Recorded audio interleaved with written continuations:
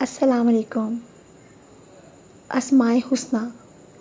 حضرت ابو ہریرہ رضی اللہ تعالیٰ عنہ سے روایت ہے کہ رسول اللہ صلی اللہ علیہ وآلہ وسلم نے فرمایا، بے شک اللہ تعالیٰ کے 99 نام ہیں، جو شخص ان کو یاد کرے گا وہ جنت میں داخل ہوگا۔ اتنا رتبہ، اتنا مقام دے دیا گیا اللہ تعالیٰ کے نام یاد کرنے سے۔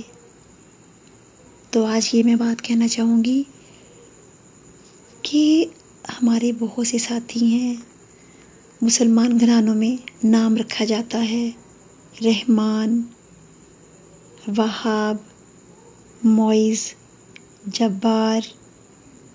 تو اس کے لیے میں آپ سے یہ کہوں گی کہ جب بھی آپ نام رکھتے ہیں تو اس کے ساتھ عبد لگائیں، جیسے کہ عبد الرحمن، عبد الوہاب، عبد الجبار، عبد المعز۔ برکت ہوگی، رحمت ہوگی، اور جس کا نام رکھا ہوگا اس کی زندگی کے تمام امور آسان ہوں گے انشاءاللہ۔